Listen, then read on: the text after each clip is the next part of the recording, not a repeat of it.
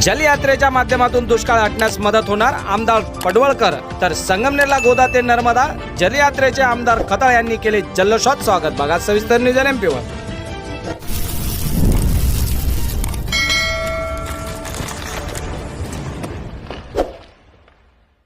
प्रेक्षकांनो, पुण्यश्लोक अहिल्याबाई होळकर यांच्या जन्मशताब्दी वर्षाचे औचित्य साधत महाराष्ट्र राज्य शासनाच्या जलसंपदा विभागाच्या वतीने गोदा ते नर्मदा ही 5 दिवसाची जलयात्रा आयोजित करण्यात आली आहे. गोदामाईचा उगम असणाऱ्या त्र्यंबकेश्वर येथे राज्याचे मुख्यमंत्री देवेंद्र फडणवीस, तर सीनामाईचा उगम असणारे पुण्यश्लोक अहिल्याबाई होळकर यांचे जन्मगाव असणारे चौंडी येथे राज्याचे उपमुख्यमंत्री एकनाथ शिंदे यांच्या शुभ हस्ते या जलयात्रेचा शुभारंभ करण्यात आला. या यात्रेत जलसंपदा मंत्री राधाकृष्ण विखे पाटील, आमदार गोपीचंद पडवळकर, शेतकरी नेते माजी मंत्री सदाभाऊ खोत यांच्यासह वारकरी, महिला, पुरुष मोठ्या संख्येने सहभागी झाले आहेत. सध्या संगमनेर शहरामध्ये या जलयात्रेचे आमदार अमोल खताळ व महायुतीच्या कार्यकर्त्यांच्या वतीने घुलेवाडी येथे उत्स्फूर्त स्वागत करण्यात आले. तसेच घुलेवाडी फाटा, संगमनेर महाविद्यालय, ऑरेंज कॉर्नर, गणेश नगर आणि बसस्थानक परिसरात ढोल ताशाच्या गजरामध्ये तसेच बालवारकऱ्यांच्या टाळमृदंगाच्या गजरात या जलयात्रेचे जल्लोषात स्वागत करण्यात आले. जलसंपदा मंत्री राधाकृष्ण विखे पाटील, आमदार गोपीचंद पडळकर, सदाभाऊ खोत आणि आमदार अमोल खताळ यांच्या हस्ते छत्रपती शिवाजी महाराज व भारतरत्न डॉक्टर बाबासाहेब आंबेडकर यांच्या पुतळ्यास पुष्पहार अर्पण करण्यात आला. मान्यवरांच्या हस्ते चंद्रशेखर चौकातील श्रीराम मंदिरात महाआरती करण्यात आली. तर प्रवरा माईची आमदार अमोल खताळ व पत्नी नीलम खताळ तसेच भाजपचे किसान मोर्चाचे राज्य सरचिटणीस रवींद्र थोरात सपत्नीक महाआरती करण्यात आली.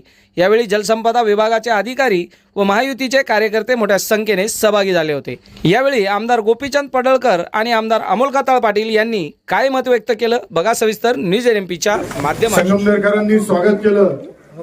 त्या कार्यक्रमासाठी आपल्या येथे राज्याचे जलसंपदा मंत्री आदरणीय आमदार राधाकृष्ण विखे पाटील साहेब असल, आमदार पडळकर साहेब असल, सदाभाऊ खोत साहेब असल, इतर सर्वच जलसंपदा विभागाचे अधिकारी कर्मचारी असल, सगळ्यांनी अतिशय चांगल्या पद्धतीने एक ऐतिहासिक असा ही यात्रा आपल्या आदरणीय विखे साहेबांच्या नेतृत्वाखाली, मार्गदर्शनाखाली सुरू झाली. विशेष करून सांगायला आपल्याला आनंद होईल की काल त्र्यंबकेश्वर येथे सुरुवात होताना राज्याचे लोकप्रिय मुख्यमंत्री आदरणीय देवेंद्र फडणवीस साहेब होते. चौंडी येथून सुरुवात होताना राज्याचे उपमुख्यमंत्री आदरणीय एकनाथजी शिंदे साहेब होते.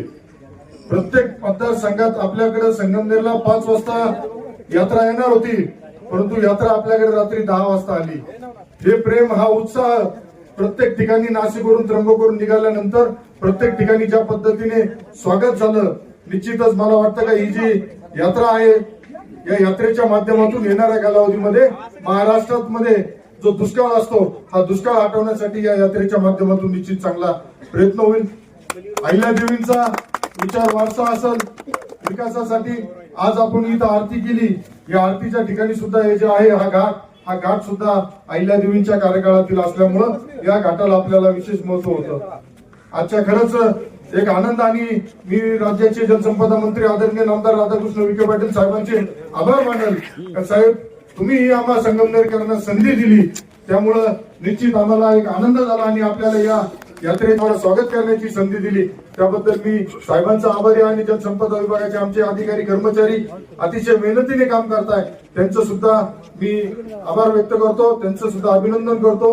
पुन्हा आपल्या प्रवरामाई, या प्रवरामाईच्या आता तिथून जल घेतलंय आणि हे त्या यात्रेमध्ये जाणार असून मी तर या निमित्ताने इथं जाहीर करतो काय येणाऱ्या पुढील कालावधीमध्ये 5 दिवसाची प्रवरामाईची आरतीचा कार्यक्रम आपण संगमनेरमध्ये सुरुवात करतो. या ठिकाणी आपण संध्याकाळच्या टायमिंगला ज्या पद्धतीने बाकीच्या ठिकाणी आरती होती, पण आपल्या प्रवरामाईच्या कळस जसं जसं आहे, परंतु या प्रवरामाईच्या ऋणातून आपण तर मुक्त होऊ शकत नाही, परंतु प्रवरामाईची जी सेवा करायची संधी तुम्हाला आम्हाला मिळणार आहे, निश्चित ती या पुढील कालावधीमध्ये आपल्या माध्यमातून करण्यात येईल. आपण सगळे या यात्रेसाठी आजूबाजूच्या परिसरातील लोक सहभागी झाले, त्यांचंही मी स्वागत करतो, आभार मानतो आणि पडळकर साहेबांना विनंती करतो त्यांनी आपले जलयात्रेचं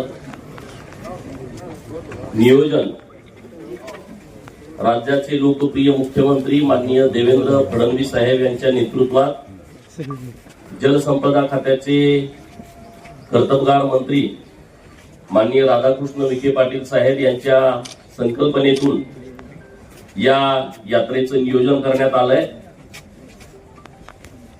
2 यात्रा निघतायत। एक गोदामाईचा उगमस्थान असणाऱ्या पवित्र अशा त्र्यंबकेश्वर मधून आणि दुसरी सीना नदीकाठी अहिल्या देवींचा जन्म झाला त्या चौंडी गावातून राज्याचे मुख्यमंत्री माननीय देवाभाऊ यांच्या उपस्थितीत त्र्यंबकेश्वर आणि राज्याचे उपमुख्यमंत्री माननीय एकनाथजी शिंदे साहेब आणि विधान परिषदेचे सभापती माननीय राम शिंदे सर यांच्या उपस्थितीत चौंडीतून या यात्रेचा प्रारंभ झालाय। काल दिवसभर माननीय राधाकृष्ण विखे पाटील साहेब स्वतः ट्रॅव्हल्स मध्ये वारकऱ्यांच्या सोबत बसून दिवसभर या यात्रेमध्ये सहभागी होते। आज पण ते सलग 5 दिवस यात्रेमध्ये असणार आहेत। आज चौंडीहून जी यात्रा येणार आहे त्या यात्रेच्या सोबत सकाळपासून दुपारपर्यंत म्हणजे लोणी पर्यंत आपली यात्रा जाईपर्यंत ते चौंडीची जी यात्रा आहे त्या यात्रेच्या सोबत असणार आहे। दिवसभरामध्ये अत्यंत उत्साहात लोकांनी या यात्रेचं स्वागत केलं। संगमनेर मध्ये आल्याच्या नंतर या यात्रेला अत्यंत एक वेगळं स्वरूप प्राप्त झालं, कारण संगमनेर विधानसभा मतदारसंघाचे अत्यंत तरुण लोकप्रिय कर्तबगार आमदार माननीय अमोल भाऊ खताळ साहेब आणि त्यांचे सर्व सहकारी हजारोच्या संख्येनं बस स्टँड परिसरामध्ये या यात्रेच्या स्वागतासाठी उपस्थित होते। अगोदर 2-3 ठिकाणी संगमनेर मध्ये मोठ्या प्रमाणात स्वागत झालं। पुण्यश्लोक अहिल्या देवींचं काम खूप मोठं आहे। जल व्यवस्थापन आणि लोक कल्याण यामध्ये पुण्यश्लोक अहिल्या देवींचं नाव जगभरामध्ये आहे। त्यांचं राज्य जरी मध्य प्रदेश मध्ये असलं तर अखंड हिंदुस्थानामध्ये एकमेव राजघराणं असं आहे की त्यांचं राज्य ज्या क्षेत्रामध्ये होतं ते क्षेत्र सोडून अखंड हिंदुस्थानामध्ये ते काम केलेलं आहे। आता उदाहरणार्थ संगमनेर, आता आमदार साहेबांनी सांगितलं, हा घाट साहेबांच्या हस्ते ज्या आरतीसाठी उपस्थित होतो ते प्रभू रामचंद्राचं अहिल्या राम मंदिर म्हटलं जातं असं तिथं आमचे काही सहकारी सांगत होते। तर जीर्णोद्धार त्या मंदिराचा केलाय। असे हजारो मंदिर आहेत भारतामध्ये। जेव्हा हिंदू धर्मावरती आक्रमण झालं, मंदिरं उद्ध्वस्त करण्याचा सपाटा मुघलांनी लावला होता।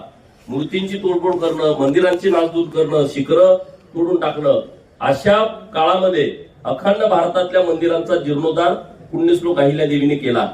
घाटाची परिस्थिती सगळीकडे घाट बांधले। शंभूराजेंचं जे वडू गाव आहे तिथला घाट पुण्यश्लोक अहिल्या देवींचं काम दिसतंय। बारवाज्या बांधलेल्या आहेत। माणसाला तर पाणी पिता येईलच, परंतु जनावराला सुद्धा त्या पायरीवरून जाऊन पाणी पिता यावं अशा पद्धतीची त्या विहिरींची रचना आजही आहे। आज जरी आपल्याकडे दुष्काळ पडला तरी सुद्धा त्या बारवांमध्ये पाणी असतं।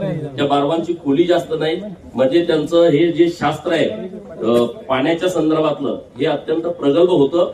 आणि म्हणून आपल्या सरकारनं या महाराष्ट्रामध्ये अनेक तालुके दुष्काळी आहेत आणि त्या तालुक्यांचा दुष्काळ कायमस्वरूपी मिटावा आणि त्यांच्यामध्ये मोठ्या प्रमाणात पाणी व्यवस्थापनाच्या संदर्भातली मोठी जागृती व्हावी या दृष्टिकोनातून 5 दिवसाची ही जलयात्रा काढलेली आहे। मी संगमनेरकरांचं मनापासून अभिनंदन करेन। आज तुम्ही प्रवराबाईच्या आरतीसाठी इतक्या मोठ्या संख्येने उपस्थित राहिला त्याबद्दल धन्यवाद। माननीय अमोल दादांना खूप खूप शुभेच्छा। एक सामान्य कुटुंबातला मुलगा लोकांच्या पाठबळावरती विधानसभेचा सदस्य होतो आणि सदस्य झाल्याच्या नंतर या भागातल्या लोकांच्यासाठी रात्रंदिवस काम करतो, मेहनत करतो। अशा सक्षम लोकप्रतिनिधीच्या पाठीमागे आपण ताकदीने उभं राहावं अशी तुम्हा सर्वांना विनंती करतो। परत एकदा सर्वांचं आभार व्यक्त करतो। पुरोहित मंडळींचं सगळे आभार व्यक्त करतो की अत्यंत चांगल्या पद्धतीनं त्यांनी प्रवरामाईची आरती आज इथं संपन्न केलेली आहे। धन्यवाद।